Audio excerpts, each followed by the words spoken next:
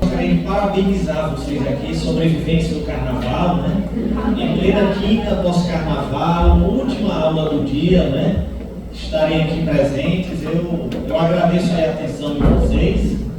Eu espero fazer ao máximo que vocês aproveitem aqui a aula, tá? Já começaram as aulas há umas 2 semanas, né? Já deu para notar que é muito conteúdo teórico aqui no S8. E assim, é um conteúdo bom para revisão, né? E aqui a minha aula também da Reumato hoje vai ter mais esse intuito da gente conseguir revisar alguns conceitos, né? E ainda não tem que ter uma prova, né, gente? Tem que ter uma nota para balizar vocês aí no internato do semestre que vem. Para quem não me conhece ou não lembra quem eu sou, me chamo Teógenes, sou reumatologista, professor aqui de vocês, sou coordenador da reumatologia aqui na Unicristos, e também serei professor do chá 8 de alguns de vocês. Já saíram as divisões das turmas, né, gente? Já deve ter saído, já. Então cheguem, né, porque a turma será dividida em dupla de professores, né? A minha dupla é para ser com o professor Ló, certo? Se tiver mudado, a princípio era assim. E teremos 2 professores que entraram aqui na disciplina, que é o professor Gabriel e o professor Ricardo, certo? Então, bom, isso é conversa para a semana que vem, tá certo? Já começa o chá 8, lá a gente conversa mais. O tema hoje aqui, pessoal, é atualização em artropatias inflamatórias. Checklist da nossa aula de hoje. Basicamente, falar um pouco, compreender a fisiopatologia das principais artropatias inflamatórias, ou pincelar sobre esse contexto. Identificar o quadro clínico visando o diagnóstico precoce, talvez esse seja o objetivo principal da aula, que vocês sejam capazes de diagnosticar o paciente com alguma artropatia inflamatória. Conhecer e aplicar os principais exames complementares e entender o manejo terapêutico, por que não de uma maneira também sindrômica. Bom, pessoal, eu gosto de começar minhas aulas com um caso clínico, né? Então, eu queria a participação obrigatória, né, de vocês, optativa obrigatória, né? O caso é de uma mulher de 43 anos, que tem dor em punhos, na 2ª e 3ª metacarpofalangela bilateral, iniciada há 8 semanas, pior ao amanhecer, melhorando com a movimentação, com ocasional despertar noturno. Relata que permanece com as articulações rígidas por até 2 horas após acordar, melhorou parcialmente com prednisona prescrita por médico da atenção básica.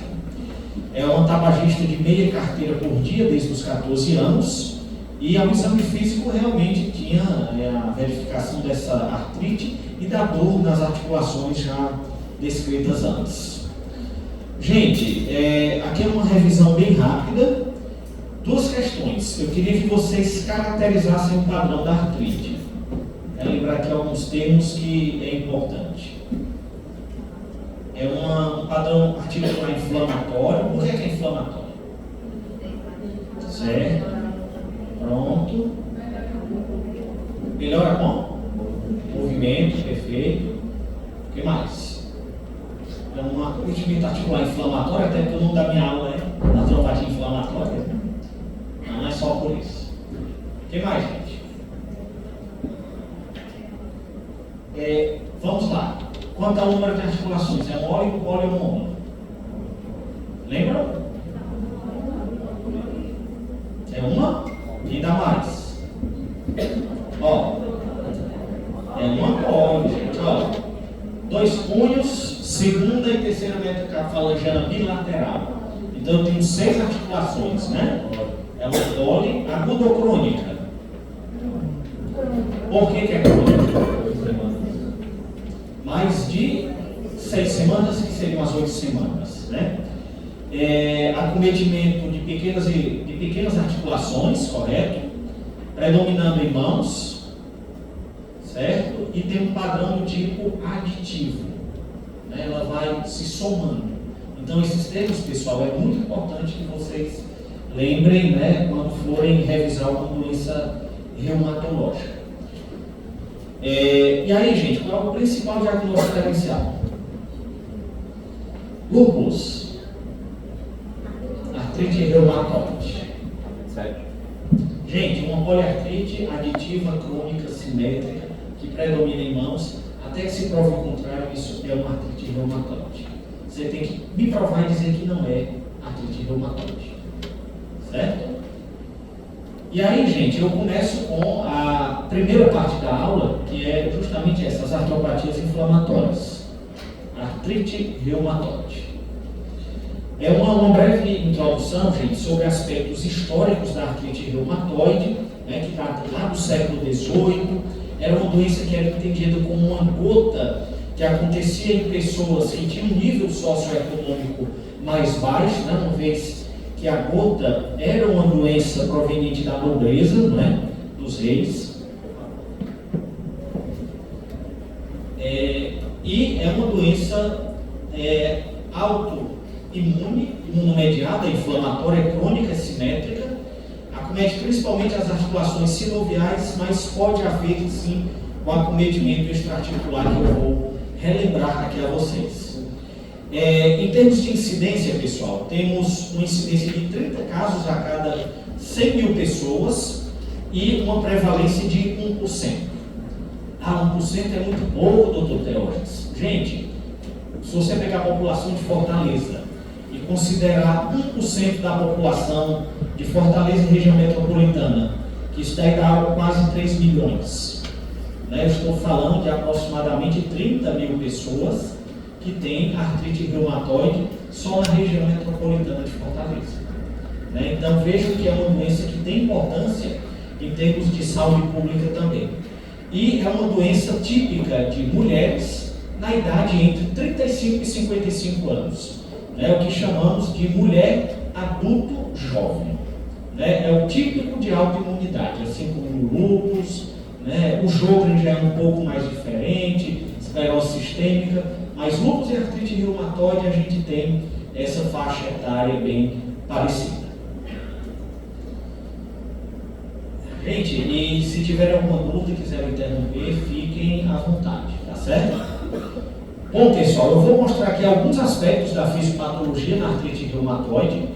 É importante vocês entenderem que existem,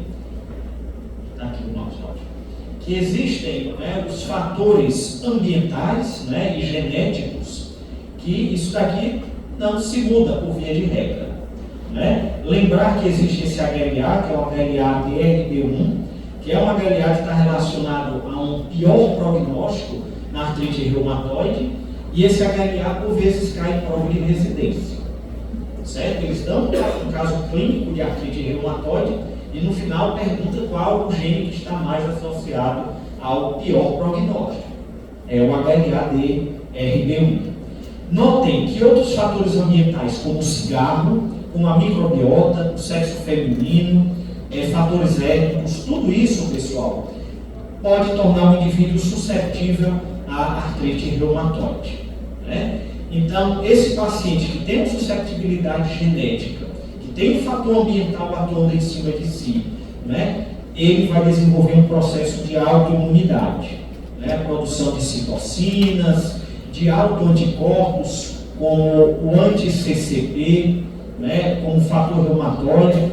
O fator reumatóide é nada mais, nada menos, gente, que qualquer um autoanticorpo que vai contra qualquer fração FC do tipo IgG.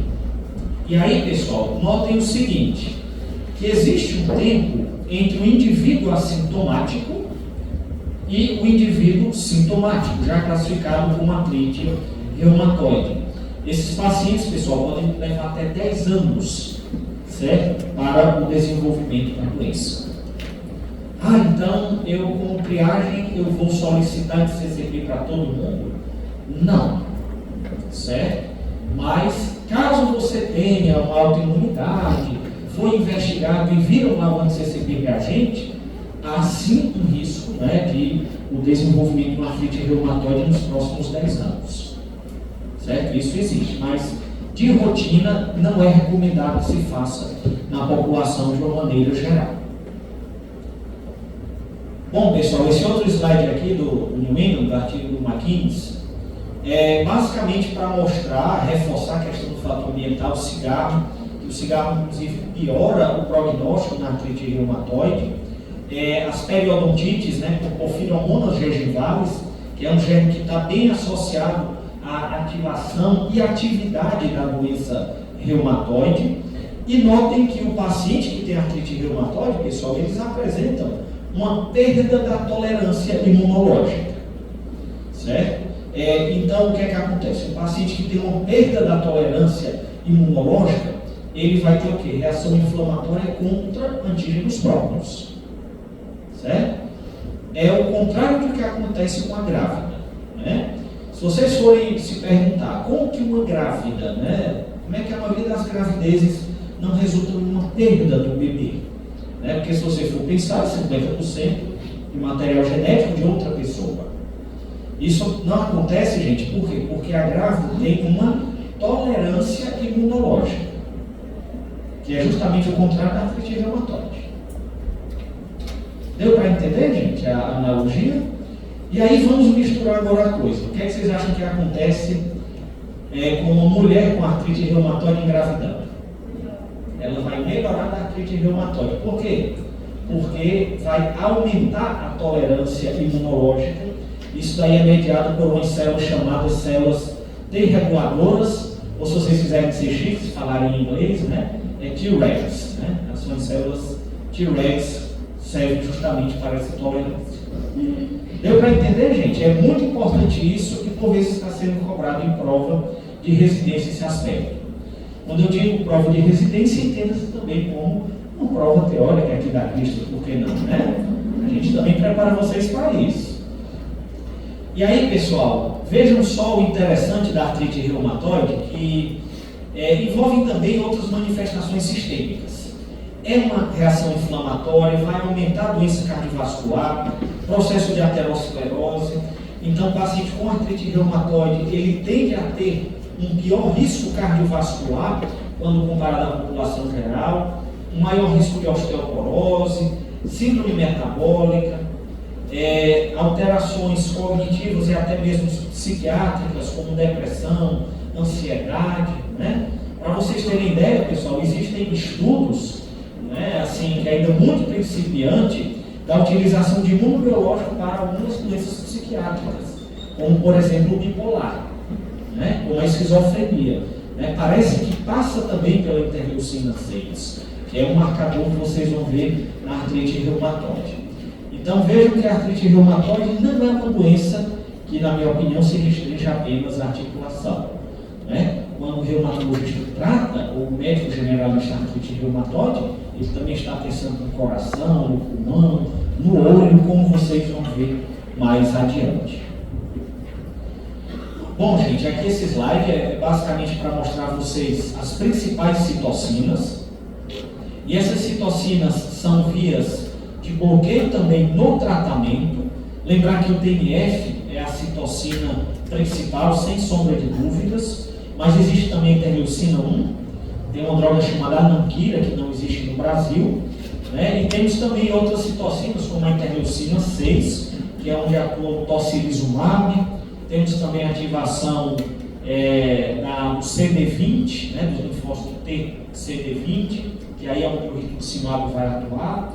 Mas o que eu queria que vocês tivessem em mente é que existe um mecanismo, uma fisiopatologia extracelular, em que o principal mediador é o TNF, sem sombra de dúvidas, e existe também uma mediação intracelular. Né? Inclusive, essa vai ser a primeira questão da prova. Complete o quadro. Eu vou colocar já aqui 1, 3. Não, gente, isso aí eu acho que nem eu acertaria. Tá? Mas o que é que eu quero mostrar para vocês, gente? Que hoje, a fisiopatologia, a gente tem conhecimento e tem intervenção farmacológica sobre o bloqueio intracelular. Isso, você pensar, um tempo é fantástico, gente. Você tem uma droga que vai dentro daquela célula específica e inibe o que acontece dentro da célula efetora. Né? Que são o que a gente conhece sobre os inibidores da JAK. Né? Por isso que tem aqui JAK1, JAK3. E notem que uma JAK combinada com a outra, gente, ela é responsável por alguma função biológica. Como olha, JAK1, JAK3 com linfócito, eritropoese na JAK2 por JAK2 e por aí vai. Certo, gente? Então, o que eu queria que vocês entendessem bem da fisiopatologia é isso, que existem os fatores ambientais, existem as citocinas extracelulares e existe também a mediação intracelular, que é pela via da JAK-STAT.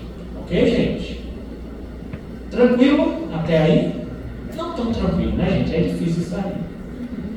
Ninguém tem dúvida? Todo mundo entendeu? Então vamos lá. A turma aqui geralmente, o pessoal pergunta pouco como é que é a dinâmica aqui da turma, hein, Rafa? Como é que é? O pessoal é mais calado, mais pergunta, pois fique à vontade, viu, gente? Acho que é que entenderam, né, Rafa? Tá certo. Vamos lá, gente. Vamos começar então com as manifestações clínicas, tá? Gente, a manifestação articular principal, como eu até já conversei, é uma artrite de instalação insidiosa, um padrão poliarticular, simétrico, aditivo, inicialmente periférico. Existe um acometimento axial na artrite reumatoide? Existe. Como? Acometimento do atlanto da articulação atlanto-axial. Então, cervical alto. E geralmente, isso você vai ter em pacientes que já têm doença articular em franca atividade, em descontrole de doença, coloca aí mais de 10 anos de doença. Então, realmente falando de uma maneira mais peculiar, o paciente já nas últimas, em relação com muitas sequelas já. O quadro oligoarticular e monoarticular pode acontecer, mas é extremamente raro. Eu falo comigo, só vi uma vez um paciente abrir um quadro de artrite reumatoide com monoartrite do tornozelo. O diagnóstico foi dado por biópsia de sinóvia associado a um anti-CCP em alto título. E aí, pessoal, quais são as principais articulações? Lembrem das mãos. Punhos, metacarpofalangianas, interfalangianas, cotovelo, joelho, pés e tornozelos. Então, é uma doença que prefere mais membro superior do que membro inferior. E aí, gente, o grande segredo que cai sempre em prova de residência: polpa interfalangiana distal. Se você tem um paciente que tem uma dor de padrão inflamatório, que vocês bem disseram, rigidez matinal, despertar noturno, melhora com a movimentação, e acomete interfalangiana proximal e distal, qual é a patologia que eu vou pensar? Osteoartrite. Alguém pode dizer outra? Pronto, exatamente. Artrite psoriásica. A osteoartrite seria mais um padrão de dor mecânica. Seria justamente o contrário dessa característica de dor. Certo, pessoal? E isso não é incomum. Muitos de vocês vão me acompanhar lá na clínica escola também, que eu sou preceptor de lá. Então a gente vai ter algumas vivências de reumato. E vocês vão ver que existem encaminhamentos de pacientes artrite, poliartrite em mãos, é assim a referência. Aí quando você vai ver a história, uma poliartrite bem mecânica, com nódulo de Eberden de Bouchard. Gente, isso não é artrite reumatoide, Com certeza que não é.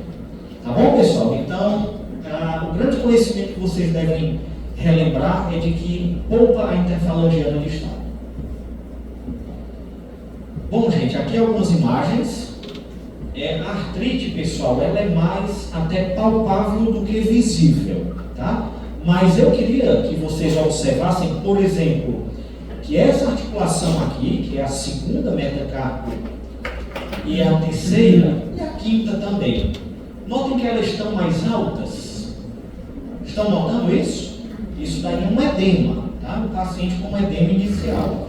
Notem aqui também essa terceira interfalangiana proximal. Estão notando, gente? Olha só, em comparação aos outros. Sendo um pouco mais detalhista, olhem aqui o punho desse paciente, como parece um punho mais largo, Isso daí geralmente pode ocorrer em decorrência de edema, Geralmente essa parte do punho ela tende a ser mais fino do que o resto da mão. Não sei se vocês estão notando esse detalhe. Sim ou não? A gente tem tipo a mão mais Olha, ela vem, né, e ela não fica, o punho não fica da espessura aqui já da altura da mão, né? E é algo que você não observa, que você observa nessa imagem de cima.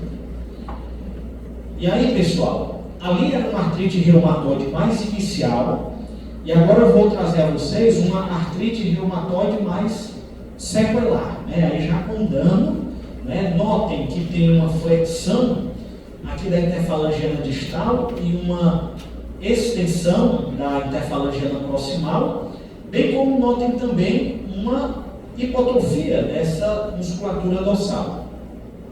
Certo? Isso daqui, gente, é o que a gente chama de mão em dorso de camelo. Eu não acho isso parecido com um camelo, mas há quem chame assim, então é assim que é dito. E aí, gente, exemplificando o que eu comentei, né, quando se tem a flexão da interfalangiana distal com a extensão da proximal, temos o que chamamos a mão com o dedo em pescoço de cisne, que ainda são alterações que caem em prova de residência, né, e geralmente quando caem em residência, eles brincam muito. Pescoço de cisne causa o quê? Aí eles brincam. Extensão da proximal com flexão da distal. Eles vão fazer esse trocadilho, né, para tentar confundir. Se vocês tiverem confusão, na hora da prova, façam com a mão de vocês, que vai mostrar uma imagem bem parecida, né? E aqui essa outra lesão, gente, quando se tem uma flexão da interfalangiana proximal com extensão da distal, temos a deformidade do tipo Bottonieri ou do abotoador, certo? Então, é o dedo pescoço de cisne e Bottonieri, né? Que são alterações clássicas na artrite reumatoide. Mais uma vez exemplificando a imagem do dorso de camelo, certo? Mão em dorso de camelo. E, gente, outras alterações que são possíveis de acontecer no paciente com artrite reumatoide. Notem que essa mão tem um desvio para o lado ulnar, né? Então eu chamo o desvio ulnar, certo? Bem como eu tenho também várias deformidades, e é válido dizer que essas deformidades, elas são todas irreversíveis, né? Um paciente chegando nesse estado de deformidade, gente, só vai ter alguma recuperação por intermédio de cirurgia. Aí eu vou ter que encaminhar para a ortopedia. E os pés também podem ter a mesma sequência, né, em termos de deformidade. Então, notem, pessoal, eu gosto sempre de mostrar essas duas imagens em aula, e a artrite reumatoide, como outras doenças, é uma patologia que nos permite, digamos assim, exercer um papel também social na medicina. Se você trata precoce um paciente como esse, com certeza não vai deixar chegar no nível desse. E um nível desse, gente, é um nível que desabilita o paciente para qualquer ocupação. Em outras palavras, um paciente como esse vai ter que se aposentar, né? E isso daí requer também um custo à sociedade. Enfim, aí é outra dinâmica que a gente pode pensar, mas fica a reflexão de que como a medicina também a gente pode exercer um papel social com outras profissões também. Gente, algumas articulações que não é comum ter artrite, mas é possível. Notam quanto está demasiado esse ombro? Né? Então, é um ombro que tem um volume maior, que pode ter dor, pode ter calor. Então, o ombro, gente, é uma articulação também que pode ser acometida na artrite reumatoide, principalmente em idosas. Não sei porquê, mas o acometimento do ombro do tipo inflamatório é muito comum em mulheres e idosas, certo? Talvez já pelo desgaste tendíneo, pelo movimento repetitivo na vida toda. Ok, gente? Até aí o acometimento articular. Em resumo, o artrite reumatoide tem um acometimento principal em mão, mas existem outras articulações que podem ser acometidas, principalmente nos pacientes fora do controle de doença. Então é isso que eu queria que vocês tivessem em mente e buscassem esse diagnóstico precoce. E o diagnóstico, pessoal, ele pode ser dado através dos critérios de classificação de artrite reumatoide, né? São critérios que foi um conjunto, o grupo europeu, EULAR, e o grupo americano, que é o ACE, e é um sistema que envolve pontuação. Eu não sou um professor Caxias a ponto de cobrar pontuação em prova, certo? Que não é assim que é cobrado no dia a dia e nem nas provas de residência. Como que é cobrado numa prova de residência? Ele vai dar um quadro clínico típico, descrevendo algumas dessas características, e aí você vai ter que inferir, muito provavelmente chegue aquela pontuação, certo? E a pontuação que é colocada, geralmente nas provas de residência, não são pontuações limítrofes, né? Lembrando que o critério é quando se tem 6 ou mais pontos desses critérios aqui, certo? Vocês vão entender melhor o que eu vou falar. E para o critério de classificação, eu vou envolver basicamente o tipo de articulação e o número, a sorologia, o tempo de doença e se tem ou não uma comprovação laboratorial de atividade inflamatória. Então vamos lá, vamos fazer aqui um exercício, gente. Estão lembrando do caso que a gente descreveu? Vamos ver se realmente fecha para artrite reumatoide, né? Olha, são 4 a 10 pequenas articulações, não é isso? Só que já deu 3 pontos. Não sei, ainda não disse, né? E PCR e VHS anormal, não sei, mas tem mais de 6 semanas. Então, só que já tem 4 pontos. Então, notem, pessoal, que se essa paciente tiver um fator reumatoide positivo e baixo título, já fecharia critério para artrite reumatoide. Certo? E geralmente vem acompanhado de PCR ou VHS também alterado. Qual é a importância desses critérios, pessoal? Eu vou fazer uma pergunta a vocês. Vocês acham que esses critérios aqui, eles aumentaram ou diminuíram a sensibilidade dos critérios antigos? Eu vou dizer como é que eram os critérios antigos. Eu tinha que ter uma comprovação de artrite em 6 semanas. Tipo, eu ia ter que ver a artrite na Juliana, aí daqui a 6 semanas ela já toda, eu ainda tenho inflamação, você tem artrite. Era assim que era o critério lá na década de 80. Certo? Então esse critério, ele antecipa o diagnóstico. Eu vou dar um exemplo prático, né? Eu já tive, graças a Deus, uma experiência, uma sorte, na verdade, de dar um diagnóstico de artrite reumatoide com 21 dias de doença. Será que é possível? Olha só, essa paciente tinha 4 a 10 articulações envolvidas, tinha fator reumatoide anti-CCP em altos títulos, só que já são 6 pontos. Tinha VHS PCR anormal, 7 pontos. Não tinha mais do que 6 semanas, né? Então eu consegui ter a sorte, né? Se bem que era familiar de um colega médico, né? Mas só assim, foi uma época que também tinha chikungunya, né? E aí a sorologia para chikungunya foi negativa. Enfim, é um paciente que teve diagnóstico até hoje, está acompanhado por artrite reumatoide. E por que essa importância, gente, do diagnóstico precoce? Você vai evitar sequela. Paciente que é tratado principalmente nos primeiros 3 meses de doença sintomática é um paciente que vai ter um melhor prognóstico. Não tenha dúvida disso. Ok, pessoal? Tranquilo? O que é interessante? Eu já vi também cair em prova de residência. Eles dão um quadro clínico de artrite reumatoide e perguntam quais dos achados não entram como critério classificatório. Então é importante que vocês entendam que o número e o tipo de articulação entra como critério, atividade inflamatória, o tempo e a parte sorológica. Vocês têm que realmente entenderem que esses 4 critérios fazem parte para estabelecer esse diagnóstico. Tá bom, pessoal? Tranquilo? Alguma dúvida, pessoal? Da parte articular? É bonito, né? A reumatologia é bonita, a especialidade.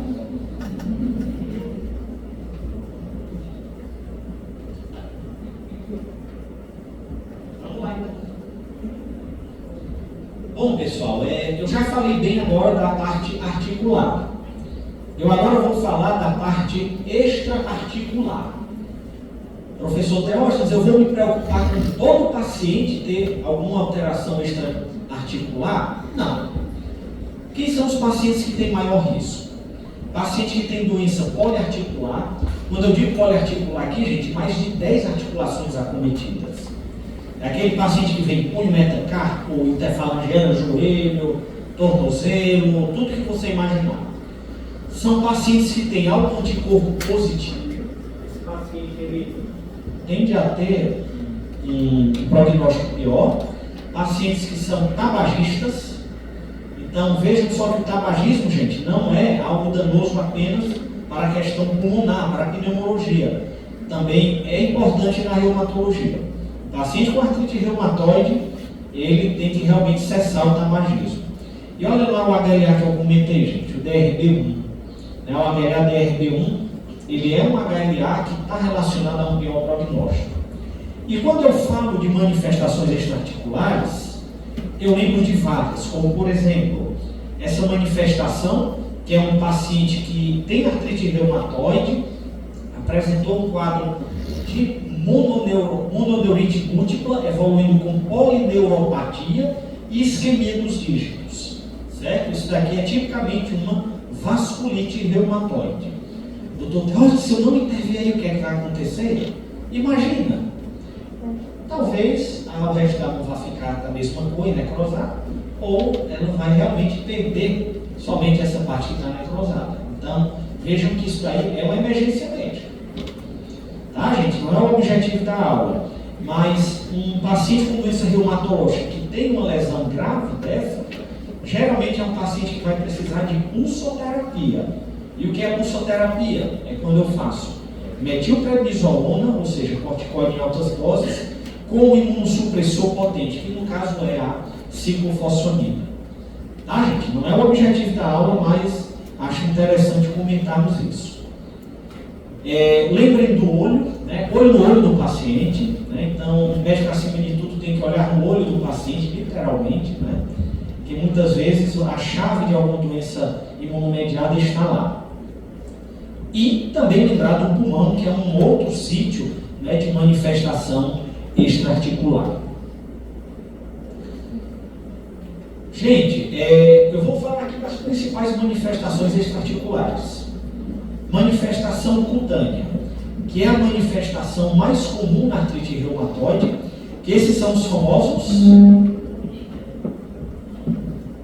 tofos gotosos? Não, é o que é isso daqui? São os nódulos reumatoides. Geralmente, pessoal, se estende em área extensora, tá?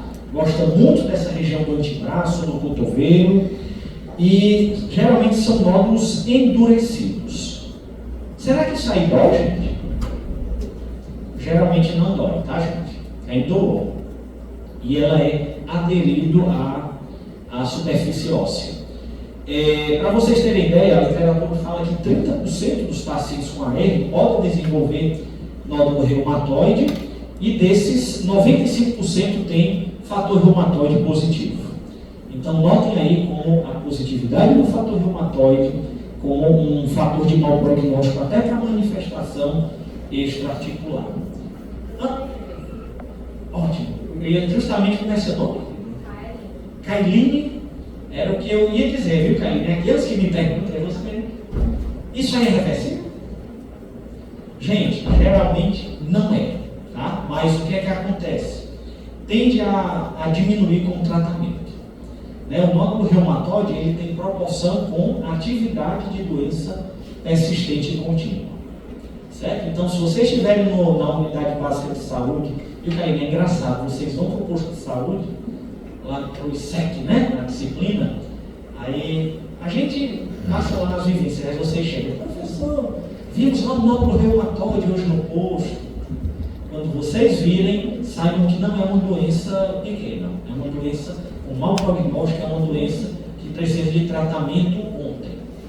Tá certo, gente? Então, isso daí, digamos que é um sinal de alarme para você lembrar de uma doença mais grave e de uma intervenção mais rápida. Bom, pessoal, uma manifestação que é a segunda manifestação extraarticular mais comum, que é o olho vermelho, que é o olho seco, a síndrome Zika, tá? Que é comum também em outra doença. Qual é a doença? Síndrome de Jogren. Vocês tiveram aula com a Lígia, né? É uma aula super rápida, né? Vamos a Lígia começar a falar. Vai longe aquela aula, né, dela? Longa e rápida. É uma aula, eu diria, né, bem condensada, né? Assim, é uma aula muito boa. É uma aula muito boa. Eu já, inclusive, assisti essa aula dela. Lembrem, não só que Sjögren cursa com olho seco, mas artrite reumatoide também pode cursar com olho seco. E alguém aqui precisa fazer oftalmologia? Tem ninguém na sala? Opa, é a Liana. Hein, Liana? E aí tem um acometimento que é bem chave, que é a episclerite e a esclerite. Você lembra a diferença?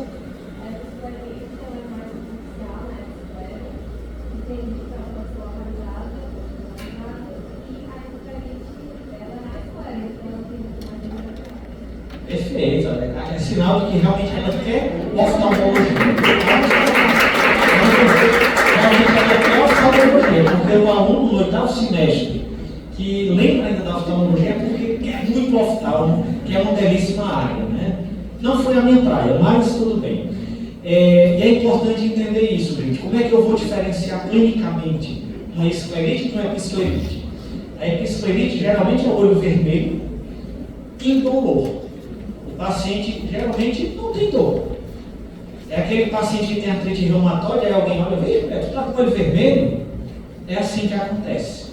Já a episclerite não, é uma urgência oftalmológica e pode evoluir com escleromalácia perfurante. Realmente é algo que o oftalmologista tem que olhar logo. Quer meu conselho, como reumato? Tem um paciente com AE de olho vermelho? Vá logo para o oftalmo, encaminhe. Não queira conversa, até porque tem que fazer os exames típicos, né? O exame de olho de fenda. Enfim, tem que ter o diagnóstico bem estabelecido. Né? Então lembre que a síndrome SICA é a segunda manifestação mais comum na artrite reumatoide, extra-articular, obviamente. E aí, pessoal, o terceiro é o quadro pulmonar.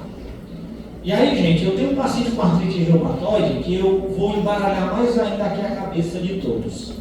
Tanto a doença quanto algumas medicações podem acometer o pulmão. Metotrexato pode pulsar, raro, mas pode, com fibrose pulmonar, leflunomida também. Alguns anti-TNFs podem pulsar com bronquiolite obliterante. E aí, como é que eu vou fazer para diferenciar quando o acometimento pulmonar ele é próprio da doença ou do tratamento? Eu vou fazer com que vocês exercitem o bom senso de vocês. Vocês vão me dizer, letra A se é a própria doença ou é letra B o tratamento. Olha aí que é prova fácil, né? 50% de chance de acertar a questão. O senhor pode só repetir o metotrexato e pulso por quê? Pode pulsar raramente com fibrose pulmonar. Por nada. E aí, pessoal, vou para o primeiro caso. Eu tenho um paciente que um quadro de AR, fator reumatoide em altos títulos, abandonou o tratamento, está nem aí, chega lá com um índice de atividade alto, que vocês vão ver aqui à frente é o DAS, chega com o DAS 28 lá em cima, e está tomando, sei lá, metotrexato, mas toma de vez em quando. Vocês acham que é da doença ou é do tratamento? É da doença, sem sombra de dúvidas. E aí, olha como é fácil entender. Agora, imagina um paciente que tem artrite reumatoide, que está usando metotrexato e leflunomida, está em remissão de doença há 5 meses, aí aparece com uma pneumopatia intersticial. Muito provável que seja da medicação. Então, estão notando que o contexto clínico vai definir muito, fazer com que você pesquise e pense em qual desfecho é a parte pulmonar, se é da doença ou do tratamento. Então, medicina, gente, não é só guardar informação, é você também ter um bom senso. A medicina é sempre um grande exercício de bom senso.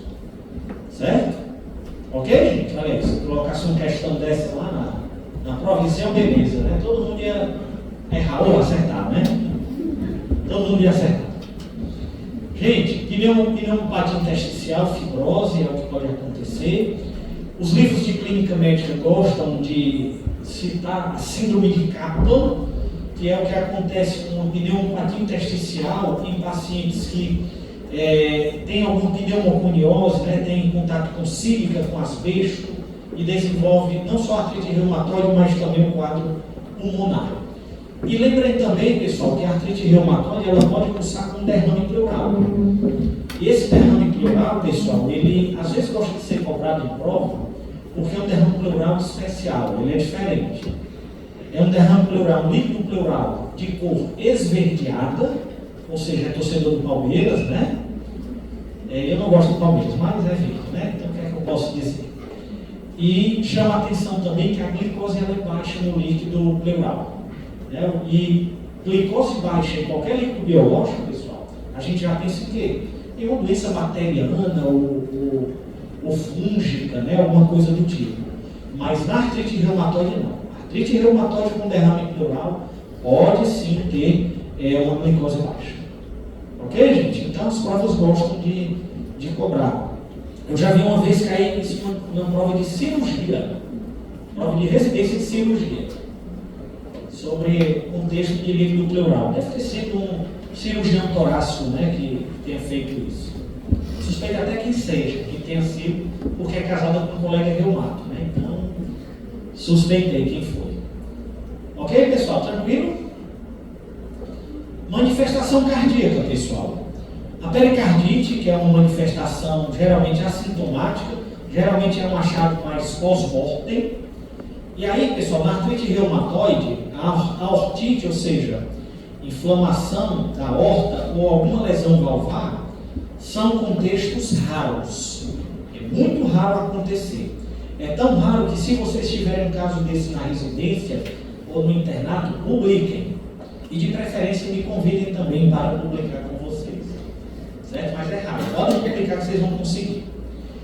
E aí, pessoal, um dado interessante sobre a questão cardiovascular, um paciente que tem manifestação extraarticular, paciente que tenha CCP ou fator reumatoide positivo, principalmente em altos títulos, e que tenham mais de 10 anos de doença, esse perfil de paciente ele tem um risco maior cardiovascular. Como é que eu posso mensurar isso? Vocês lembram do critério do score de Framingham? Se não lembrasse, eu ia dizer com o Carlos Mota, né? Os critérios de Framingham, a escala de Framingham, gente, ele vai mensurar dentro de 10 anos a sua chance de ter um evento cardiovascular, correto? É tão verdade isso que se o paciente tiver esse perfil, você pode multiplicar o score de Framingham por 1,5. Em resumo, se eu tenho um paciente que tem um score, um risco de 10% pelo Framingham, se esse paciente preencher os pré-requisitos da artrite reumatoide, na verdade vai ter o quê? 15%. Esse paciente tem um ganho aí de mais 5% no risco de algum evento cardiovascular. Então notem, pessoal, que a artrite reumatoide, ao tratá-la, você também estará ajudando os outros colegas, né? Os pneumologistas, os cardiologistas, os oftalmologistas e também dermatologistas. Existem outras manifestações, gente, que são mais raras, né, que eu não resolvi colocar aqui. Como vocês já são alunos já maduros, né, já no 8º semestre, né, já são pré-internato, é interessante também eu trazer dado de artigo científico, né? E aqui eu trago um artigo da revista da Sociedade Brasileira de Reumato, que é a Advances in Rheumatology, né? Um dado de 2023, que avaliou uma corte multicêntrica de quais as principais manifestações extraarticulares da artrite reumatoide no Brasil. Foi um estudo bem de vida real.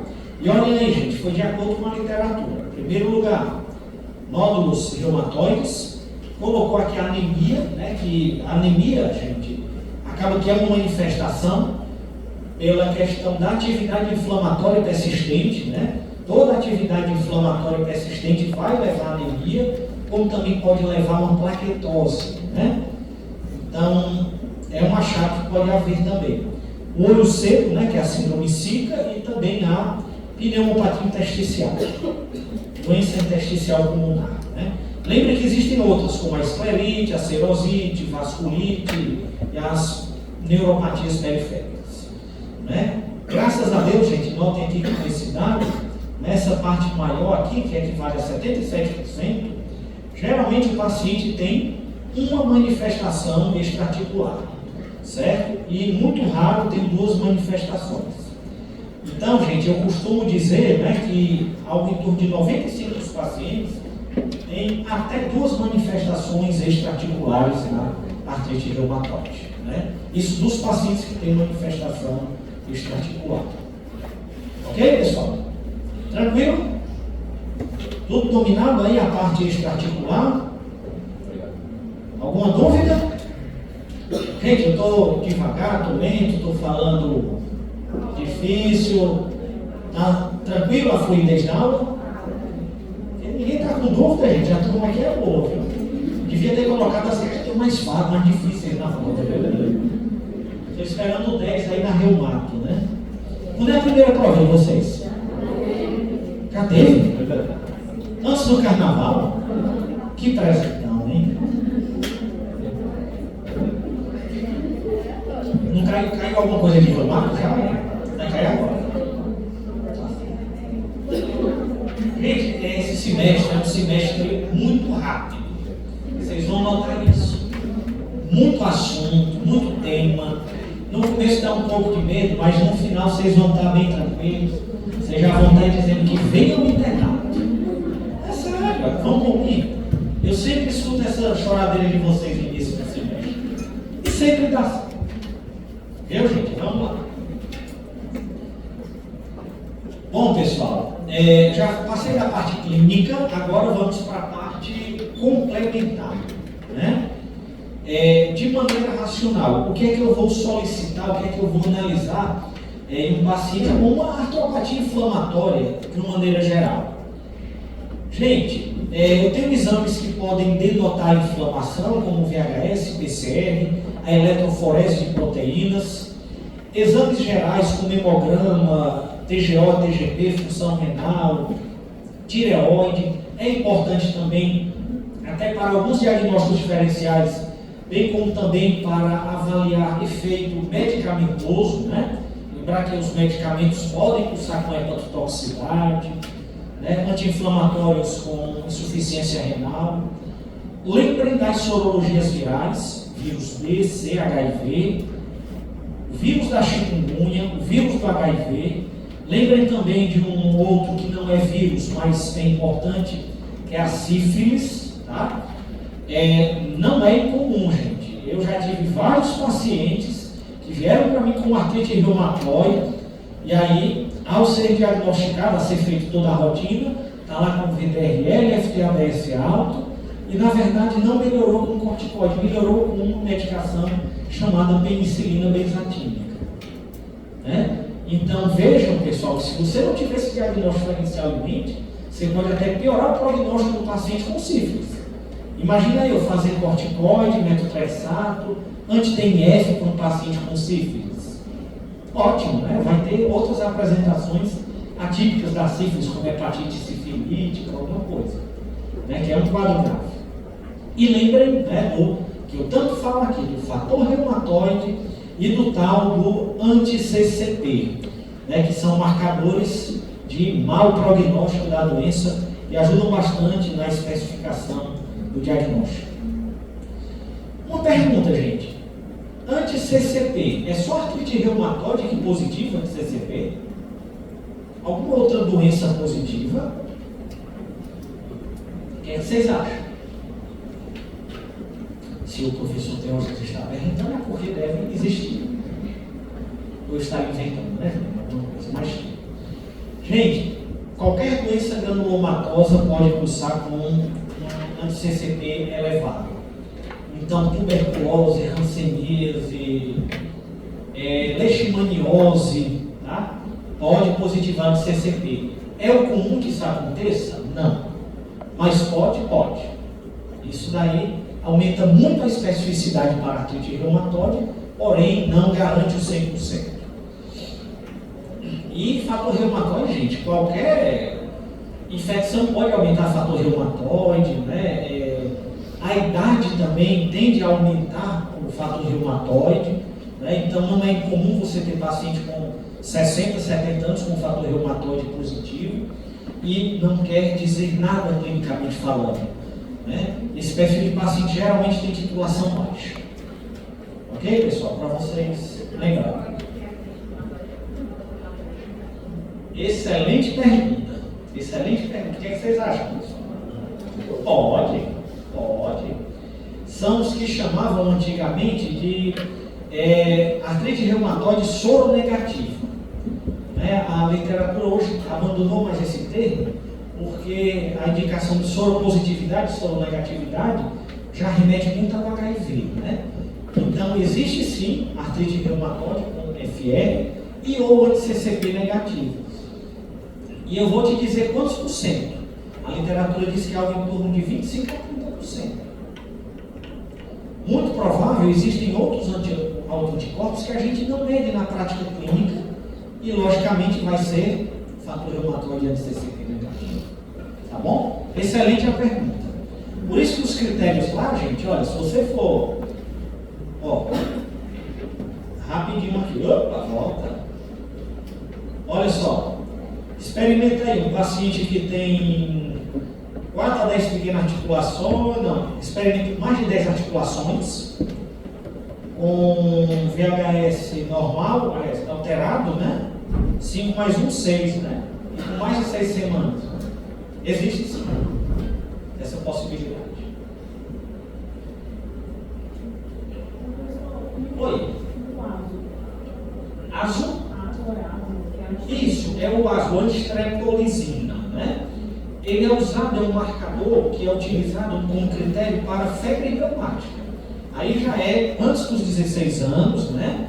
E lembrar que um ácido positivo não quer dizer que o indivíduo tem febre reumática, mas que houve um contato com o estreptococo. Certo? Ele é um dos critérios. E essa sua pergunta, como é seu nome? Islar.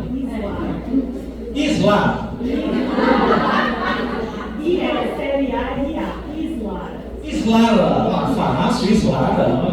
Até hoje, Islara é um nome fácil dele, né? Islara, como se o senhor não você encontrasse na esquina. Islara, né? Islara, mas é isso mesmo, viu? É importante porque às vezes é encaminhado o paciente, um diagnóstico de febre reumática, aí é uma fibromialgia, entendeu? Com ácido reagente, quer dizer que teve só o contato com o estreptococo. Mas é possível desenvolver um aumento do ácido na Não. O ácido positivo num paciente com artrite reumatoide vai me dizer o quê?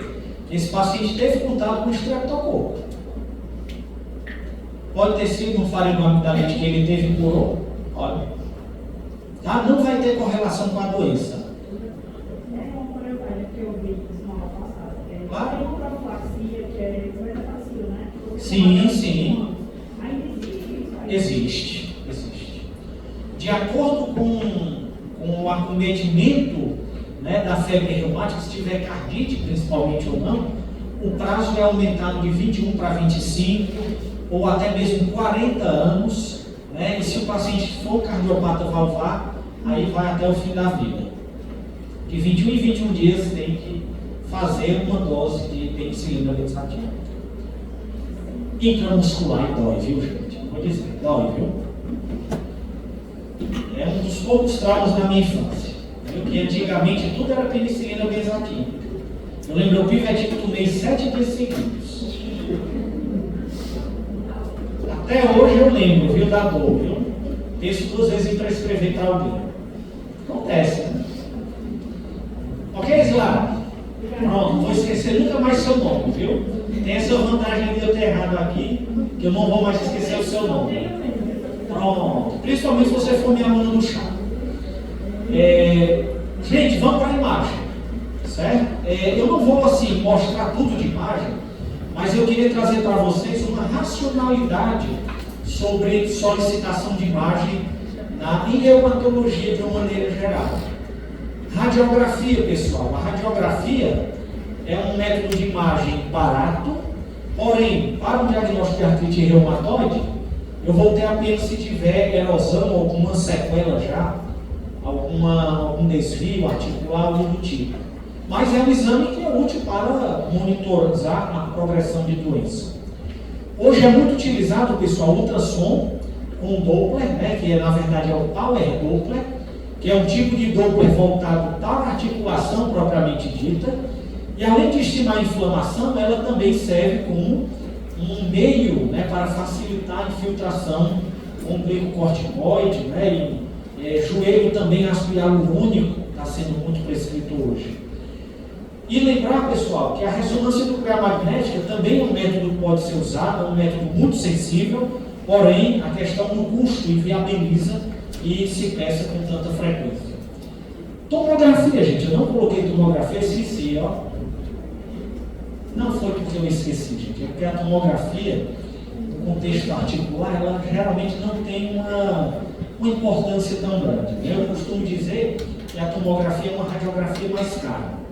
Você vai ver basicamente o que? Osso, se tem erosão ou não, com uma melhor definição.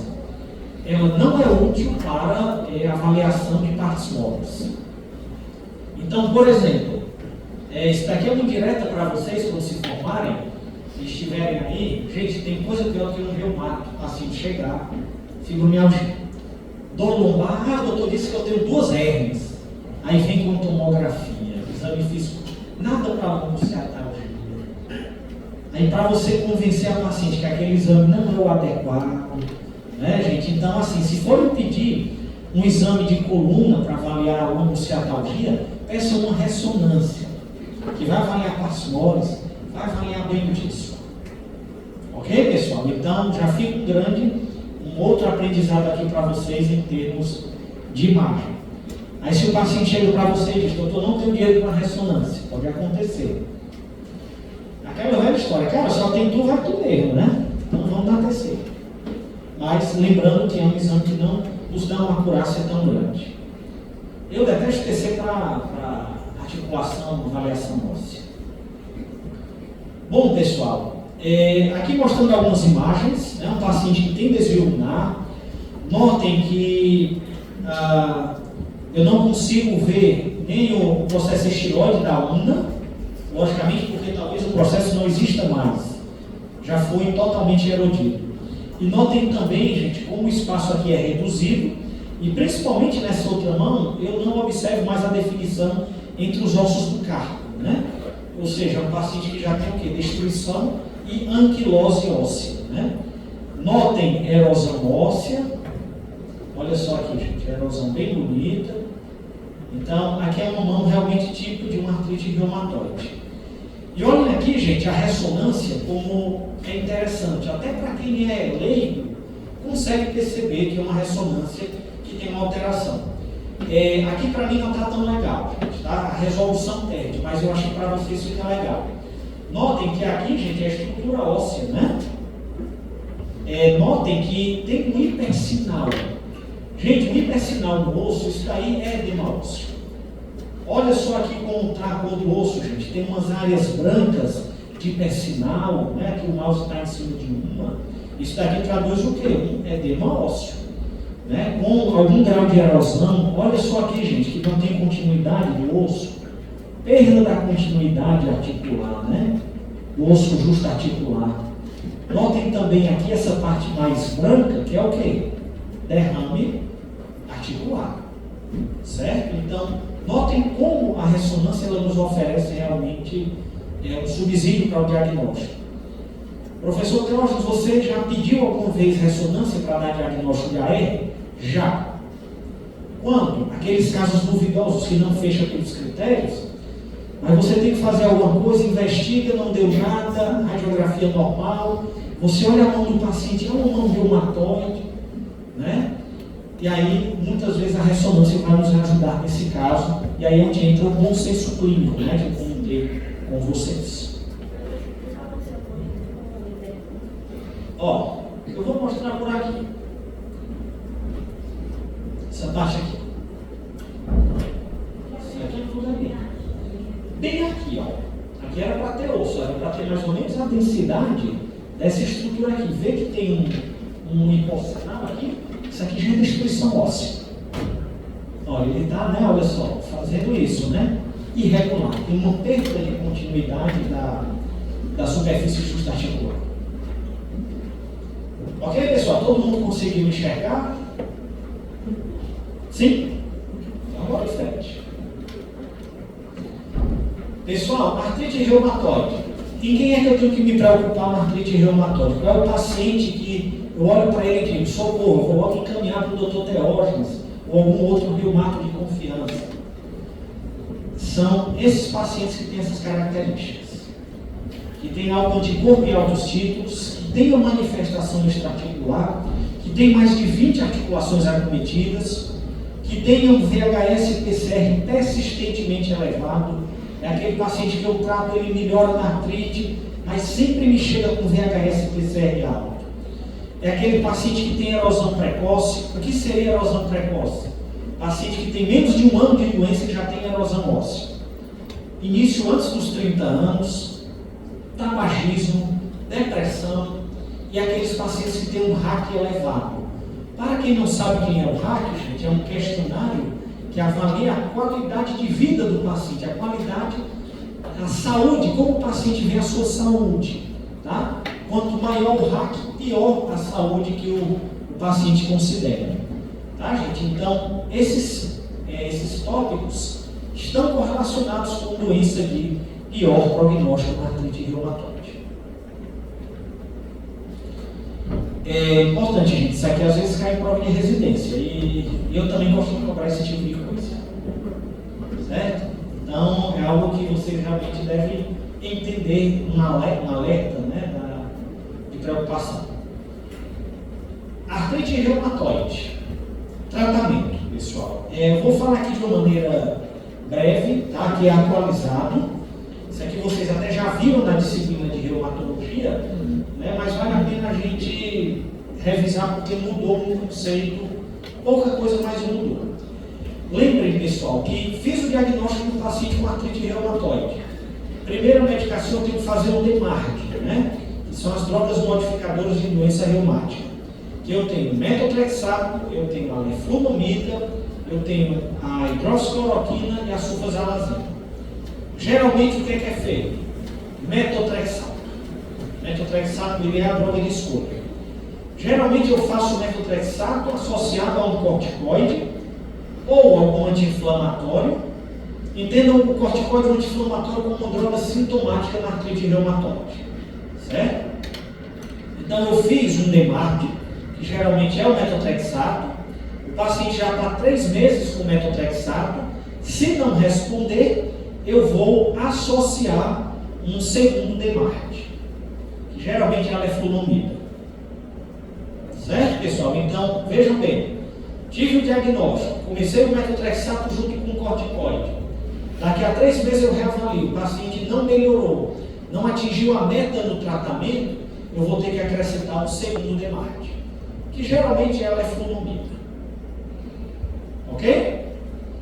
Espero mais 3 meses dessa combinação. Não melhorou, aí já é hora de pensar em terapia imunobiológica. E aí, pessoal, qual é o biológico que eu vou começar? Certo, gente? A literatura fala em várias classes, tá? Eu não vou aqui falar nome de biológico para vocês, eu acho que não é o sentido dessa aula do médico generalista, mas as provas de residência estão cobrando isso, gente, inclusive em acesso direto. Eles estão cobrando como? Eles estão dando um quadro clínico. Ele não vai dizer que é uma artrite reumatoide, vai dizer toda a sintomatologia e vai dizer, por exemplo, que o paciente está usando metotrexato, sei lá, 20 mg por semana e leflunomida, 20 mg por semana. E aí ele vai dizer ainda que o paciente está tendo inflamação e que tem um VHS alterado. Qual a próxima conduta a ser tomada? Aí ele vai tentar enrolar. Aumentar a corticoide, trocar o metotrexato pela hidroxicloroquina, acrescentar a hidroxicloroquina, iniciar biológico. E aí qual seria a resposta? Iniciar biológico. Aí o item que vocês viram no nome de biológico, ufa, é esse item. Está sendo cobrado assim.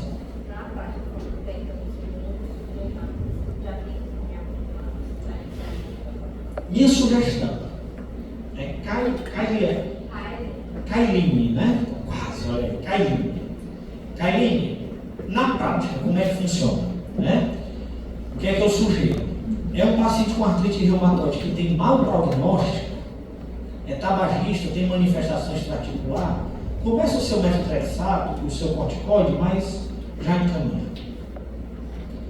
Minha sugestão pelo sistema de saúde que a gente tem é um paciente que já vai para o segundo DMARD, já encaminha, né? Para não ficar aquela coisa corrida quando precisar de biológico, né? Que aí para a prescrição de biológico só realmente quem pode prescrever é reumato, gastro, né? Por conta de doença inflamatória intestinal, e a dermatologia por conta da psoríase.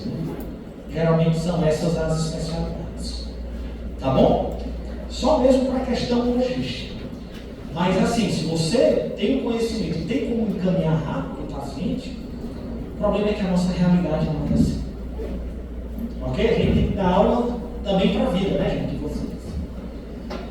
Entendido, pessoal, até aí? Não melhorei com 3 meses, segundo o DMARD, não melhorei com mais de 3 meses, anti-TNF ou anti-interleucina 6, enfim, algum biológico. Não melhorou com biológico. E aí, gente, o que é que eu faço? Eu vou trocando de biológico. Não respondeu anti-TNF, eu vou para outra classe. Isso daí já é uma conduta bem da reumatologia. Ok, pessoal? Aqui é só para mostrar caso não atinja o alvo em 3 a 6 meses. E aí, pessoal, o que é que mudou lá da minha aula do S4 de vocês? No S4, ainda não tinha entendimento, né, das drogas sintéticas alvo específicas, que são os inibidores da JAK. Lembram lá que eu mostrei da sinalização intracelular? Então, hoje a gente tem medicação, na verdade temos 3, que é o tofacitinib, que é o upadacitinib e o baricitinib. Esses 3, pessoal, hoje, ele tem, digamos assim, um potencial equivalente em termos de eficácia com o imunobiológico. Então, ou eu faço um inibidor da JAK, ou eu faço um imunobiológico. Lembrando que o inibidor da JAK, gente, não é biológico, é uma droga sintética como qualquer outra. Antes que me perguntem, eu consigo isso pelo SUS? Consegue. Tá? Se tem algo que funciona bem, isso eu digo que independente de política, de presidente que esteja lá, claro que em uns outros momentos a gente tem uma falha eventual de algum fornecimento biológico, mas de uma maneira geral o paciente consegue. O grande problema é o paciente chegar lá. Depois que chegou, né, no local de dispensação, já fica automático. Ok, pessoal? Tranquilo até aí? Isso daí está sendo cobrado em prova de residência, gente. Salvo engano, acho que caiu na SUSE de agora, ou foi na SUSE, a passada, a última, né? Que já foi, né, gente? A retrasada. Certo? Então, isso daqui é digamos assim, em reumatologia, um hot topic para a prova. Gente, mostrando aqui rápido a vocês a questão da atividade de doença, que é medido pelo DAS28, é um marcador, apenas eu vou passar isso aqui rápido, e que a meta no tratamento é chegar em baixa atividade e em remissão. Dúvidas, gente, até aí? Terminei a parte mais complicada, gente. Agora é mais 1 hora de aula, não estou brincando. Acho que 20 minutos eu termino, no máximo. Vamos terminar antes de 5h20, é o que eu estava querendo. Resumindo o caso que vocês bem viram, né, do paciente com poliartrite inflamatória, crônica, aditiva, simétrica, sem sintomas sistêmicos. E aí esse paciente evoluiu com fator reumatoide de CCP em alguns tipos, PCR e VHS elevado, e aí foi mantido o uso da prednisona em 10 mg, associado ao metotrexato e ácido fólico, conforme o guideline da Sociedade Brasileira de Reumatologia. Dúvidas, gente, até aí? Artrite reumatoide já concluímos. Agora vamos para as outras inflamatórias. São as 2 horas de aula, não estou brincando. Só o principal.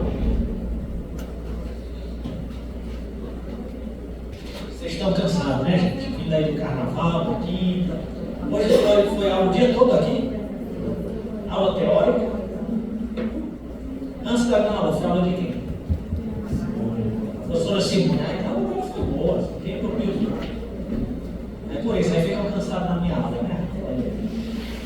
Não, gente, aqui é muita coisa, tá já acabando. Gente, segundo caso clínico, rapidinho aqui. Agora eu tenho um caso clínico de uma mulher de 56 anos, que tem dor articular e edema em mãos, punhos, interfalangianas proximais, distais, ombros, joelhos e tornozelos, durante o dia todo, quando acorda e quando dorme. Há aproximadamente 2 anos. Tem piora da dor ao se movimentar, mas também quando fica muito tempo parado. Estranho, né? A dor de dor. Refere mialgia, insônia, sono pouco reparador, dificuldade em se concentrar e irritação por conta da dor. É hipertensão diabética dislipidêmica, trata depressão do passado e exame físico eu não vi nada de edema, mas tem dor nas articulações referidas. E aí, gente, como é que a gente vai tratar essa artrite reumatoide?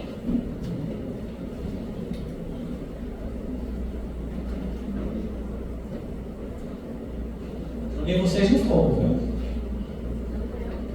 Ah, é isso que eu queria que você dissesse. Por que não é artrite reumatoide? Porque é fibromialgia, gostei da características, para dizer que não é a hérnia. Dor difusa. Opa, ó, a tal da interfalangiana distal. Eu rasgo meu diploma se isso aqui for artrite reumatoide. Não é. Certo? Vejam também que tem alguns sintomas somáticos, é um padrão de dor que tem característica mecânica, inflamatória, que é a dor de todo jeito. O paciente pode estar em pé, deitado, sentado, quer sentir do corpo, né? Tem um contexto psiquiátrico no passado. Então, pessoal, o diagnóstico aqui realmente é de fibromialgia, tá? Então, o tratamento aqui vai ser conforme na aula do professor Leonardo. Fluoxetina, mitriptilina, enfim, gabapentina, pregabalina, enfim, não vou discutir sobre fibromialgia. Mas o que eu queria dizer para vocês, isso não é incomum. Esse perfil de paciente às vezes chega para mim no consultório com um fator reumatoide positivo, já chega dizendo que tem AR. E aí você tem que exercer o seu consenso clínico, principalmente se for um fator reumatoide em baixo tipo. O que eu quero trazer para vocês é que a clínica ela é soberana. Certo? Para vocês terem ideia, essa semana mesmo eu atendi um paciente que veio com suspeita de artrite reumatoide, veio da ginecologia, trata endometriose com a ginecologia, e aí ela me encaminhou por conta de um fator reumatoide reagente, suspeitando de AR. Eu fui explicar, era uma jovem de 30 e poucos anos. Não é artrite reumatoide, fechou todos os critérios para frente. E aí, pessoal, muito cuidado com essas armadilhas na vida médica de vocês. Diagnóstico diferencial, o que é que pode imitar artrite reumatoide?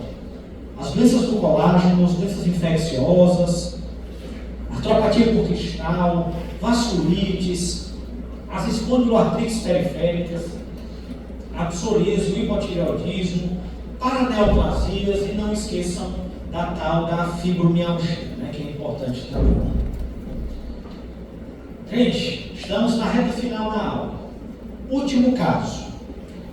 Uma mulher de 32 anos, que há 2 meses refere dor e rigidez na coluna lombar, recorrente, principalmente ao acordar, perdurando por mais de 1 hora, atribuída ao excesso de atividade física. E ela refere também 2 episódios de uveíte anterior aguda nos últimos 8 meses, resolvidos com colírios, né? Bem, como diria, ainda bem que era um paciente que tinha dinheiro, né? Porque como diria Raul Seixas, que não tem colírio, usa óculos escuros, né? Fica fácil tratar. Resolve assim, doutora? Não, resolve não, tem que usar colírio, né? Bom, pessoal, o que é que eu quero trazer para vocês? A diferenciação da lombalgia inflamatória da mecânica, né? Lembrem daquelas mesmas características do paciente que tem rigidez matinal, que melhora com a movimentação, né? Que piora com o repouso prolongado. Tudo isso fala a favor de um dor lombar do tipo inflamatório. Lá no CHA8, gente, vamos ter uma estação de lombalgia.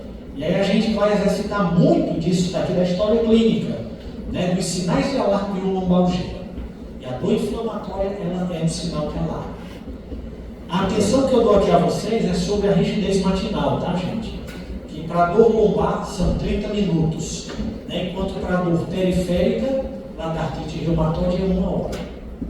Certo? Então, a gente tem essa diferença entre a dor lombar inflamatória e mecânica. E aí, pessoal, o caso em que eu trouxe a vocês trata-se das espondiloartrites, né? É uma espondiloartrite. Que quando eu falo de espondiloartrite, eu falo, na verdade, de 7 patologias. A mais comum, que é a espondilite anquilosante, falo também na artrite psoriásica, na artrite reativa, na espondiloartrite enteropática e na indiferenciada, certo? Lembrando que existe também a espondiloartrite juvenil, que vai até os 16 anos, que faz parte lá daquele grupo da artrite idiopática juvenil. Então, lembrando lá do S5 ou 6, acho que é até o Marco Felipe que dá essa aula, ou o Carlos Gomes, um dos dois. Marco Felipe. E aí, pessoal, cada uma dessas doenças tem uma peculiaridade. A espondilite anquilosante é aquela típica que o paciente pode assumir posição de esquiador, anquilose, confusão da saco ilíaca. A artrite psoriásica geralmente tem manifestação cutânea. A artrite reativa, gente, geralmente se dá depois de uma infecção intestinal ou geniturinária, associada às doenças inflamatórias intestinais, né? Com uma observação interessante, gente. A retocolite ulcerativa dá mais acometimento axial e a doença de Crohn dá mais acometimento periférico, tá? E existem aqui algumas doenças que não falam tanto de articulação, como a uveite anterior aguda, né? Que isso daí tem uma correlação com as espondiloartrites pela questão do HLA-B27 detectado. E aí, pessoal, eu trago para vocês aqui os critérios ASAS de 2009, não para que vocês decorem. Não é intuito meu como professor querer que vocês decorem. Mas o que é que eu quero que vocês entendam? Que existem os critérios para espondiloartrite, do acometimento axial, em que eu posso ir por 2 vias. Ou a via da imagem, e quando eu falo de imagem, hoje o padrão ouro é a ressonância magnética de saco ilíaco. Gente, é uma verdadeira heresia se hoje você tem disponibilidade, suspeita de espondiloartrite, não solicitar uma ressonância. Porque não tem desculpa, gente. Ela é um marcador mais fiel e vai te dar uma sensibilidade maior para o diagnóstico. É tão verdade, gente, que se eu tiver uma imagem, eu preciso só de mais um critério clínico. Enquanto que, se eu tiver o HLA-B27 positivo, eu preciso de, no mínimo, 2 critérios clínicos para estabelecer o diagnóstico. Moral da história, para a reflexão de vocês. Verdadeiro ou falso? Para o diagnóstico das espondiloartrites, é obrigatória a avaliação de uma imagem. Falso. Eu posso ter um HLA-B27 detectado, mais 2 critérios clínicos. E quando eu vou para os critérios clínicos, pessoal, eu trago também um pouco daquelas doenças que eu falei para vocês.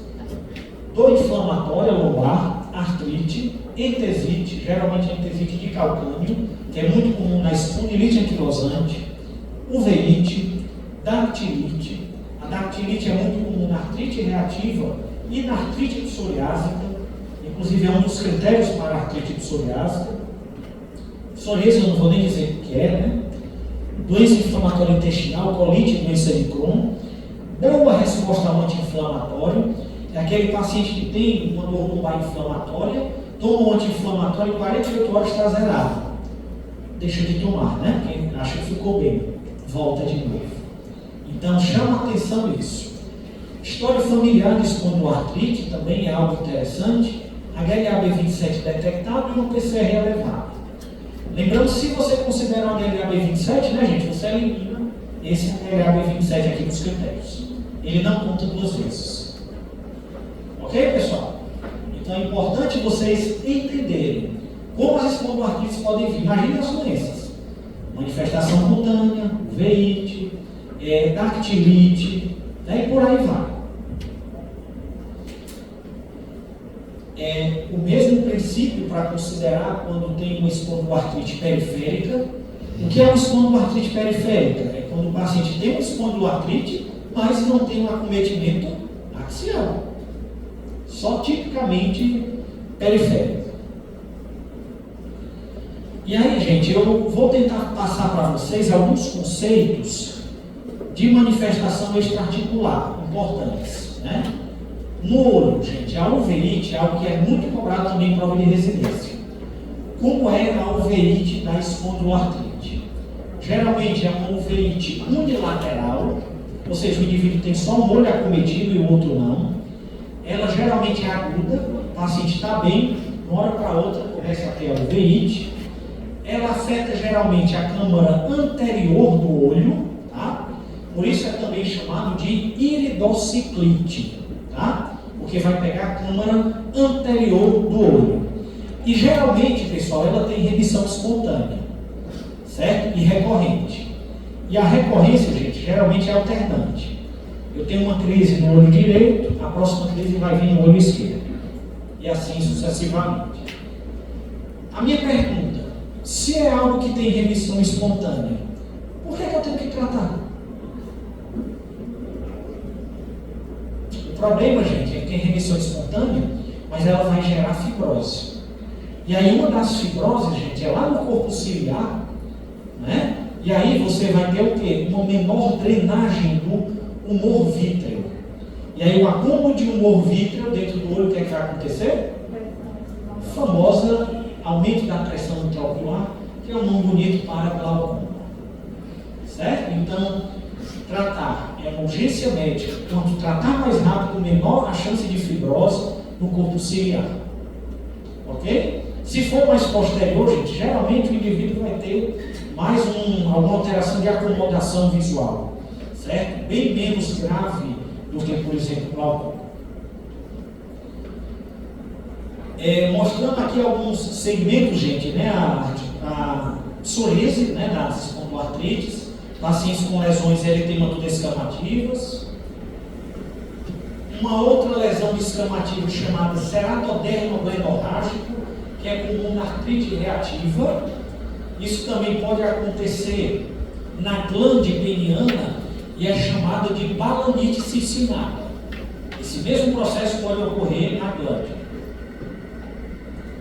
O acometimento ungueal, né? Então, lembrem de olhar as unhas dos pacientes, né? Em suspeita de espondiloartrite. E mostrar também a questão da importância da imagem, gente. Quando você avalia essa imagem em radiografia, aqui pode passar com uma alteração, com uma sacroiliaca normal, tá? Mas quando se vai para a ressonância, olha só, o branco aqui, que é intestinal, gente, tudo isso aqui é edema ósseo, tá? É justamente pegando a borda do osso sacro e do osso ilíaco também. Mostrando aqui as pontes ósseas formadas, né, gente? Aqui a fusão pelos sindesmófitos, né, em um paciente com espondilite anquilosante. A espondilite anquilosante, pessoal, chama a atenção uma coisa. O acometimento inicialmente ela é inferior. Ela é na sacroiliaca e vai se ascendendo. Quando se chega já na coluna cervical, já é um grau de gravidade extrema, né? Imagina a mobilidade de um paciente desse, pessoal. Não tem mobilidade. Você vai chamar fulano, olha aqui para o seu lado. Ele não consegue fazer isso. Tem que fazer isso, gente. Imagine aí a qualidade de vida. Imagine um cidadão desse no trânsito. Para olhar, para dar uma ré, uma coisa, né? Então, mais uma vez mostrando o como a medicina pode também ajudar socialmente falando. Aqui, gente, eu queria que vocês me mostrassem a sacroiliaca. Onde é que está a sacroiliaca desse paciente?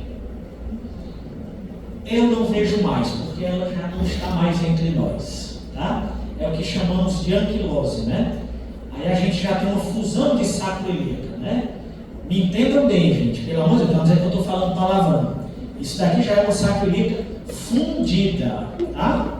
Já houve a fusão da sacroiliaca. Então, realmente, eu não vou observar esse espaço. Observo também, olha só, uma ponte óssea, que são os sindesmófitos, que é o que chamamos de coluna em bambu. Gente, resumo do tratamento. É só um slide mesmo o tratamento. O tratamento, pessoal, das espondoartrites, eu posso dividir no tratamento axial ou periférico. Então, sempre tenham em mente, no paciente com espondoartrite, que ele pode ter um acometimento axial e periférico. E ou periférico, tá? Se ele tiver um acometimento axial, qual é o primeiro tratamento de escolha? Anti-inflamatório. Certo? Então, o paciente tem uma dor lombar inflamatória, faça o anti-inflamatório por 3 meses, não respondeu, já estou autorizado aí para o imunobiológico. É assim que funciona. Então, vejam que ele é um tratamento biológico, na espondoartrite, ele tem que ser mais precoce do que na artrite reumatoide. No acometimento periférico, pessoal, eu começo com anti-inflamatório, mas eu também começo com DMARD. Geralmente é o metotrexato ou a sulfasalazina. Moral da história: adianta fazer algum DMARD para acometimento axial? Nenhum. E é isso que cai em prova de residência. Eles às vezes colocam um caso lá de espondilite, aí diz que o paciente está não sei quantos meses com anti-inflamatório e não tem melhora, aí qual a melhor conduta no exato momento? Aí ele vai colocar lá metotrexato. Aí você, reumato, gosta de metotrexato? Vou chutar metotrexato. Aí erra. Quando na verdade a resposta era o quê? Imunobiológico. E quando eu falo imunobiológico, gente, eu falo em 2 classes: os anti-TNFs e os anti-interleucina 17. Uma notícia quentinha de 3 dias. Alerta aqui não, sexta-feira. Um dos inibidores da JAK acabou de ser aprovado aqui no Brasil, inclusive, para espondilite anquilosante, que é o ubidacitinib. Então vejam que talvez no futuro haverá mais novidade. Ok, pessoal? Isso aqui sempre vai ter que ser realmente modificado. Deu para entender, pessoal? Corticoide, será que vale a pena fazer uma prednisonazinha nesse tipo de paciente? Não tem nenhum benefício. O tratamento para espondoartrite é o quê? Anti-inflamatório. Não respondeu, se for axial com anti-inflamatório, em 3 meses eu já passo para o imunobiológico. Periférico, eu faço anti-inflamatório combinado com DMARD. Não respondeu com 3 meses, biológico. Por isso que o tratamento é só um slide, porque não tem conversa. Você começa, com 3 meses melhorou ou não? Alguém falou alguma coisa? 3 meses diariamente. Bom, qual é o anti-inflamatório? A literatura não mostra nenhuma vantagem de um sobre o outro, tá? Mas temos alguns perfis. Por exemplo, naproxeno é um anti-inflamatório bom de se usar, por quê? Porque em meta-análise ele mostrou um fator protetor cardiovascular, semelhante ao AS. O grande problema é o quê? Gastrointestinal. E aí, gente, não façam susto de usar anti-inflamatório por mais de 3 meses. Inclusive, a gente tem estudo, tem coorte, né, de comparação de pacientes que usaram anti-inflamatório por 2 anos seguidos. Não foi mostrado significância estatística quanto à insuficiência renal e nem quanto à dispepsia, a sintomas gastrointestinais graves. Por que eu acho que isso aconteceu, gente, nesse estudo? O perfil de paciente. Quem é que tem espondilite? Geralmente são pacientes abaixo de 45 anos. Né? Então, esse perfil de paciente tem uma, digamos assim, uma melhor tolerância, né, ao tratamento do anti-inflamatório. Todo mundo entendeu, gente, o tratamento? AR, prednisona com DMARD. Não melhorou, segundo DMARD. Não melhorou, biológico. Aqui a diferença é outra, é mais prática. Anti-inflamatório. Melhorou? Não, biológico. Pronto. Não tem conversa, é simples assim. Em 3 meses você está autorizado a iniciar. Dúvida, gente? Vamos concluir, pessoal, aqui então, né, dizendo que a artrite reumatoide e as espondiloartrites são as principais artropatias inflamatórias envolvidas, são multifatoriais e têm repercussões articulares sistêmicas. Saibam dos critérios que existem para o diagnóstico precoce, da limitação física que pode ocasionar, a utilização racional e a interpretação dos exames complementares são fundamentais não só na reumatologia, mas na medicina. E lembrem que o diagnóstico aqui é ouro, gente. Quanto mais cedo vocês derem esse diagnóstico, melhor o prognóstico desse paciente.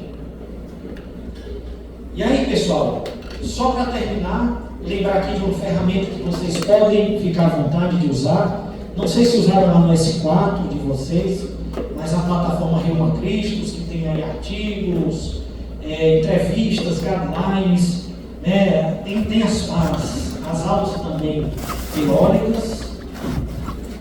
O canal Reuma Cristos, para vocês também conhecerem um pouco sobre a reumatologia, exceção no ensino e tudo. E é isso, pessoal. Dizer mais uma vez que foi um prazer reencontrá-los.